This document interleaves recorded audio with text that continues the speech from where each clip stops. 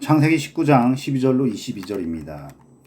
그 사람들이 롯에게 이르되 이 외에 내게 속한 자가 또 있느냐? 내 사이나 자녀나 성 중에 내게 속한 자들을 다 성 밖으로 이끌어내라. 그들에 대한 부르짖음이 여호와 앞에 크므로 여호와께서 이곳을 멸하시려고 우리를 보내셨나니 우리가 멸하리라. 롯이 나가서 그 딸들과 결혼할 사이들에게 말하여 이르기를 여호와께서 이 성을 멸하실 터이니 너희는 일어나 이곳에서 떠나라 하되 그의 사이들은 농담으로 여겼더라. 동틀 때에 천사가 롯을 재촉하여 이르되 일어나 여기 있는 내 아내와 두 딸을 이끌어내라. 이 성의 제약 중에 함께 멸망할까 하노라. 그러나 롯이 지체하매 그 사람들이 롯의 손과 그 아내의 손과 두 딸의 손을 잡아 인도하여 성 밖에 두니 여호와께서 그에게 자비를 더하심이었더라. 그 사람들이 그들을 밖으로 이끌어낸 후에 이르되 도망하여 생명을 보존하라. 돌아보거나 들에 머물지 말고 산으로 도망하여 멸망함을 면하라. 롯이 그들에게 이르되 내 주여 그리 마옵소서. 주의 종이 주께 은혜를 입었고 주께서 큰 인자를 내게 베푸사 내 생명을 구원하시오나 내가 도망하여 산에까지 갈 수 없나이다. 두렵건대 재앙을 만나 죽을까 하나이다. 보소서 저 성읍은 도망하기에 가깝고 작기도 하오니 나를 그곳으로 도망하게 하소서. 이는 작은 성읍이 아니니까 내 생명이 보존되리이다. 그가 그에게 이르되 내가 이래도 내 소원을 들어준즉 네가 말하는 그 성읍을 멸하지 아니하리니 그리로 속히 도망하라. 네가 거기 이르기까지는 내가 아무 일도 행할 수 없었노라 하였더라. 그러므로 그 성읍 이름을 소알이라 불렀더라. 지체한 롯이라는 제목으로 하나님의 말씀 증거하도록 하겠습니다. 물이 넉넉하여 하나님의 동상 같았던 소돔성, 그리고 롯의 탐욕의 눈으로 선택했던 소돔성, 그러나 넘치는 범죄로 말미암아 그곳의 멸망이 눈앞에 다가왔습니다. 이때 하나님께서는 아브라함을 생각하사 심판에 앞서 그나마 의인이라고 할 수 있었던 롯을 구원하기 위해 천사들을 보내 심판으로부터 피할 것을 말씀하십니다. 그런데 참으로 답답한 롯입니다. 생사에 급박한 상황 속에서도 롯은 그것을 깨닫지 못하고 지체하고 있습니다.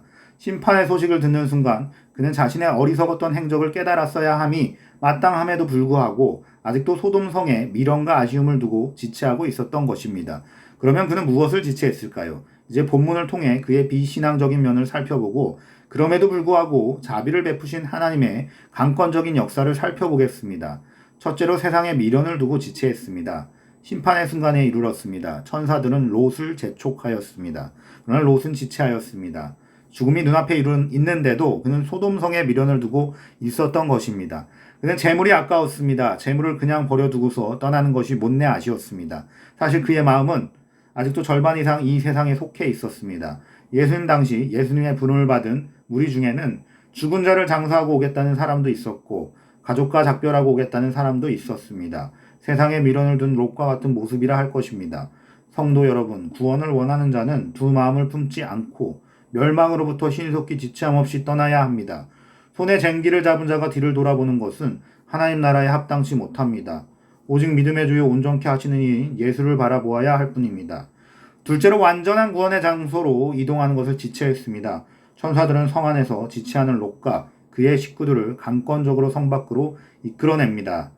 그리고 완전한 구원의 처소인 산을 제시하며 돌아보거나 가는 도중에 머무르지 말고 도망하라고 했습니다. 그러나 롯은 여기에서도 즉각적인 순종보다는 이유를 대며 지체하고 있습니다. 산까지도 갈 수 없나이다 라고 하면서 자신의 의견을 제시했습니다. 특히 그의 부인은 도중에 지체하여 뒤를 돌아보므로 소금 기둥이 되는 징벌을 받았습니다. 사랑하는 여러분, 우리는 지금 지체하고 있지 않습니까? 천국을 향하여 가는 가정인 지금 자꾸 뒤를 돌아보며 세상에 대한 동경과 아쉬움을 갖고 있지는 않습니까? 그러나 천국을 향해 나아가는 우리들에게는 한시도 뒤를 돌아볼 여유가 없습니다. 너희는 먼저 그의 나라와 그의 의를 구하라 라는 주님의 말씀을 기억합니다. 마지막으로 그럼에도 불구하고 하나님께서는 자비를 베푸셨습니다. 죽음의 소굴을 어서 빠져나가지 않고 자꾸만 지체하는 답답한 롯에게 그래도 하나님의 긍휼은 계속되고 있었습니다. 지체하는 롯의 손을 붙잡고 급히 성 밖으로 끌고 나왔습니다. 그리고 어리석은 롯의 의견을 그대로 들어주었습니다. 이것은 어떻게 하든 죽음으로부터 구원하시려는 하나님의 자비의 하심이었습니다. 극기야 내가 아무 일도 행할 수 없노라 라고 하여 롯이 피하기까지 심판을 유보하셨습니다. 실로 끝없는 하나님의 사랑입니다. 사랑하는 성도 여러분, 이처럼 하나님께서는 우리를 사랑하십니다. 때로는 세상에 머물기도 하며 지체하기도 하는 우리들을 그래도 변치 않고 사랑해 주십니다. 우리는 이 세상을 깨달아야 합니다. 탕자의 비유를 연상시키는 본문의 사건은 세상적 풍요에 따라 제약 깊숙이 들어가 세속적으로 살아간 롯의 초라한 종말을 보여줍니다. 좀 더 일찍 그가 깨달았더라면 이런 빈 몸뚱아리뿐인 부끄러운 구원을 받지 않았을 것입니다. 롯의 어리석음을 교훈 삼아 우리는 지체하지 맙시다. 계속적인 하나님의 자비가 있다고 늦장 부리지 맙시다. 천성을 향해 나가는 성스러운 길에서 자꾸 제약의 도성을 돌아보면 안 되겠습니다.